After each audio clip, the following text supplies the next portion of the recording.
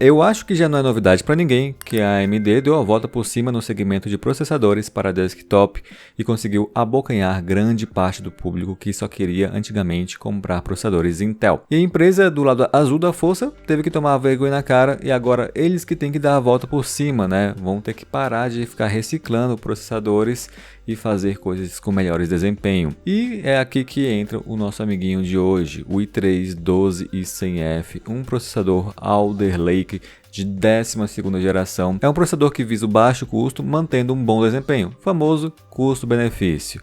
Só que, né, é um processador de 4 núcleos e 8 threads. Vocês sabem que há 4 anos já que vivem falando que o quad-core está morto, né? E será que está mesmo?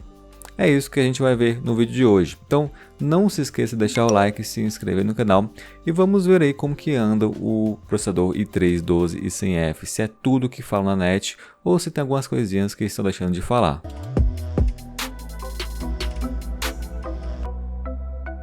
Eu já queria informar que muitos testes hoje foram feitos com o Cooler Box da Intel, que apesar de novo e chamativo, é bem aquém do esperado, então vocês irão testemunhar temperaturas de 80 graus, então não se assustem. Vamos ao CPU-Z. O i3 12100 é um processador de 10 nanômetros com um TDP de 58 watts. O clock máximo é de 4.3 GHz. Lembrando que o F significa que ele não possui gráficos, então é necessário sim ter uma placa de vídeo. Como eu disse, 4/8 e 12 MB de cache L3. A placa-mãe usada foi uma Soyo B660, cuja qual eu farei um vídeo somente dela no futuro. As memórias foram dois pentes de 8 GB Crucial Ballistics 3000 MHz CL161616. Os primeiros testes foram feitos usando um RTX 3050. Deixando também um benchmark rápido no CPU-Z, mostra uma pontuação aqui de 3200 no multithread e 645 no single thread. Talvez por conta dessa pontuação no single, muitos estão dizendo por aí que ele briga com 5600X, mas digo já que essa é uma informação equivocada. Agora vamos aos jogos. O primeiro jogo testado foi o CSGO, com tudo no baixo e em Full HD.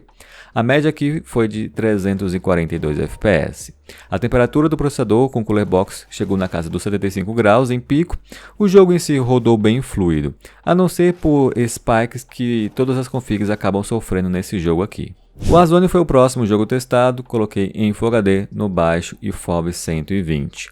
O desempenho ficou bem estável, bem agradável, média de 107 FPS, com visível gargalo da GPU. Ou seja, se tivesse uma placa um pouco mais forte, ele conseguiria empurrar um pouco mais quadros do que vocês estão vendo aqui. O pico da temperatura nesse jogo foi de 79 graus, infelizmente, né? PUBG da Steam, outro jogo competitivo aí. Eu testei aquele em Full HD com FOV em 103, visão e texturas no Ultra e o resto ali no baixo. Aqui tivemos mais um desempenho fluido, na média de 150 FPS e um bom uso da RTX 3050. Parece que o PUBG melhorou a otimização de uns tempos para cá, né? Temperatura do processador ficando na casa dos 75 a 80 graus. Dota 2. No alto em Full HD. Aqui obtive uma média de cerca de 150 FPS, tá? Mais ou menos isso. O jogo também ficou bem fluido e estável.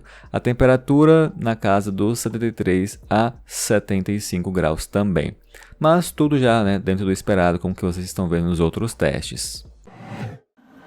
E aí, o que vocês estão achando dos resultados até agora? Deixe nos comentários. Eu, sinceramente, estou achando um resultado muito positivo. Realmente, esse é o melhor processador quad-core da atualidade. Ele tem um ótimo desempenho por núcleo, né? Cada núcleo dele é muito forte, mesmo sendo um 4/8. Isso faz com que ele acabe desempenhando até melhor que certos processadores 6/12 que temos atualmente. Por exemplo, o Ryzen 5 3600 e o 5600G em certos jogos. Tanto é que eu vou mostrar para vocês aqui agora um pequeno comparativo em mais alguns jogos, né, entre esses 4 processadores. Lembrando que é só uma prévia, né? No futuro eu vou fazer algo mais bem feito.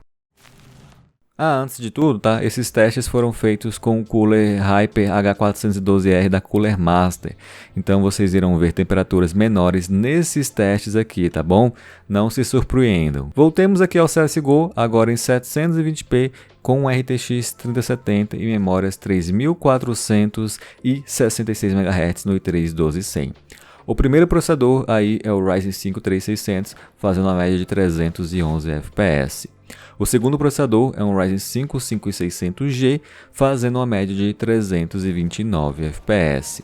O terceiro é o 5600X, fazendo uma média de 472 FPS. E o último, né, é o i3 12100, fazendo uma média de 372 FPS. Já agora no Dota 2, uma demo em 1080p no alto com a 3070 e as memórias A3466, o Ryzen 5 3600 fazendo uma média de 120 FPS. O Ryzen 5 5600G fazendo uma média de 130 FPS, o Ryzen 5 5600X fazendo uma média de 173 FPS e o i3 12100 fazendo uma média de 140 FPS, tudo na mesma demo. Finalmente, o terceiro jogo testado hoje no Warzone em Full HD, FOV 120 com RTX 3070. Ryzen 5 3600 fazendo uma média de 104 FPS, o 5600G fazendo uma média de 110 FPS, o 5600X fazendo uma média de 125 FPS e o i3 12100, né, é o quarto aqui do caso, fazendo uma média de 120 FPS. Eu já estou, gente, com projetos de comparativo de processadores para agora o começo desse ano, né, ali para abril ou maio, mas estou esperando uma peça chegar ainda, né, que eu consigo fazer testes em vários jogos. Então isso aqui é só uma prévia mesmo, tá? Por isso que não vai ter nem tabelinha de desempenho, nem gráfico, nem nada, só para vocês terem a noção da relação de desempenho do 12100 contra outros processadores bem comuns, né? E vocês podem ver que na maioria dos casos, nesses jogos competitivos, o 12100 supera o 3600 e o 5600G, ficando atrás, é claro, do 5600X, que é, né, no caso, um processador de um nível superior. Agora, povo, nem tudo são flores, né? Mesmo que ele seja muito forte por núcleo, ele tem suas limitações devido a ser um 4/8. Eu vou dar exemplos diários aqui para que vocês entendam melhor. Um dos exemplos é um cabo de força. Imagine um cabo de força, de um lado do cabo 6 pessoas franzinas como eu e do outro 4 pessoas bem fortes, né? É bem possível que o lado com as 4 pessoas bem fortes ganhe, né? Independente do negócio de técnica, ignore isso no momento, tá? Só negócio de força mesmo. As 4 pessoas provavelmente vão ganhar. Agora, se você pegar esses mesmos grupos de 4 e também de 6 pessoas e colocar em 2 salas separadas, cada sala com 6 telefones, né? E esses telefones tocam ao mesmo tempo. A sala que tem 6 pessoas, as 6 pessoas conseguirão atender ao mesmo tempo. A sala que tem 4 pessoas, vai acabar sobrando 2 telefones para serem atendidos. E pode até que uma pessoa tente atender os 2 ao mesmo tempo, mas é bem possível que ela não faça essas 2 tarefas da forma adequada. Então, aqui não está necessitando força, está necessitando apenas pessoal. No mesmo caso, poderíamos falar assim, sei lá, trocar por motorista, né? Não adianta você ser forte, se você tiver uma frota com 10 ônibus, você precisa de 10 motoristas, né? Não adianta ter 4 somente, entendem?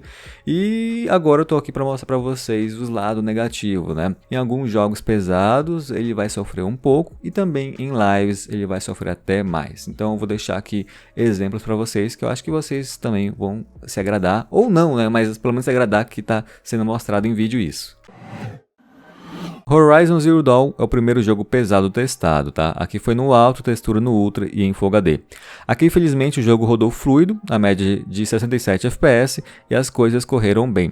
A temperatura aí é do processador com cooler stock novamente, tá? Então faz sentido estar alta. Já aqui no Cyberpunk já não ficou tão bom assim. O jogo ficava ali no alto, tá, em Full HD. O frame time ficou bem instável. Em regiões com mais pessoas deu para perceber uma queda considerável de FPS. Mas, né, esse aqui é o Cyberbug. Então, né, mesmo que trave, dá para relevar. Afinal, né, é um jogo meio zoado. Agora vamos às lives, famosos cortes, né? Isso aqui tudo que vocês vão ver agora é corte da live que eu fiz, que eu vou deixar na descrição. No Warzone eu percebi mais engasgos que o normal, o jogo estava apresentando um desempenho inconsistente, felizmente ao travar os quadros em 60 a maioria das travadas sumiu. O CSGO ficou mais estável em Full HD e não vi muitos problemas, mas a média aqui caiu cerca de 100 FPS. Agora não lembro como é o caso de processadores 6/12, pode ser algo comum de acontecer, então aqui farei vista grossa no momento, mas testarei esse quesito aqui de desempenho de queda, de perda de FPS em outra ocasião. Já o GTA V, por incrível que pareça, não ficou muito legal. O jogo em Full HD com muita coisa no alto, e embora parecia que ia ficar liso, era nítida a quantidade de travamentos e mesmo limitando os quadros, esses travamentos não sumiram aqui em casa pelo menos, tá? Talvez tenha uma coisinha errada, talvez, mas realmente ficou estranho. No God of War eu tive que deixar o jogo em original em Full HD. Travei o FPS a 60, assim a performance ficou bem estável e com poucos travamentos. Se eu deixar sem o limite de FPS, o jogo iria travar bastante e complicar na suavidade da jogatina. Já no Horizon Zero Dawn, rodou tudo ok no médio, mas também era nítido os stutterings, os travamentos em certos momentos, coisa que não acontecia quando eu estava jogando sem estar gravando, sem estar fazendo a live. E aqui finalmente o Dota em Full HD no alto. A média ficou na casa dos 140 FPS, que é o que o processador consegue oferecer geralmente mesmo, como vocês viram antes, né? Mas aqui eu notei certo delay na resposta dos personagens, certos stutterings também. Aqui é um jogo que eu posso falar com mais propriedade, né? Afinal, eu jogo basicamente esse jogo sempre, né? E também estou mais acostumado com um desempenho fluido e estável em outras configurações. E não posso dizer que tive um jogo totalmente fluido na live do Dota 2. Obviamente sim, dá para jogar, mas pode acontecer algo em uma hora importante e fazer você passar raiva e perder a sua partida. E é isso, gente. Esse foi o i3 12100. Eu nem falei o preço que eu paguei nele, né? Foi cerca de R$840, mais ou menos. Hoje tá bem mais em conta, na Terabyte você encontra na faixa dos R$700. Então ele tá vindo bem competitivo mesmo e é uma ótima opção para você que quer jogar. Como vocês perceberam, para jogar ali, na maioria dos casos não vai ter problema. Talvez tenha um engasgo em um jogo ou outro, mas se você estiver disposto a limitar a 60 quadros, que nem eu limitei no Red Dead, esses engasgos vão parar também. Então sim, é um bom processador, os quad-cores ainda não estão mortos, né? Mas a tendência é que com a evolução, né, a gente precise de processadores com mais núcleos e threads, e aí no futuro talvez o i3, né, seja um 6/12, não um 4/8. Ainda assim, não deixarão de existir. Essa ideia de que quad-core está morto está errada, né? Ele será de outro segmento, não o segmento gamer de entrada. Mas não estamos no futuro, ainda estamos aqui no presente 2022 e ainda assim é uma boa pedida. O problema maior também são as placas mães para esse processador aqui no Brasil que não se encontra boa, por isso que eu fui comprar lá no AliExpress e mesmo tributado valeu mais a pena do que comprar no Brasil, para vocês terem noção.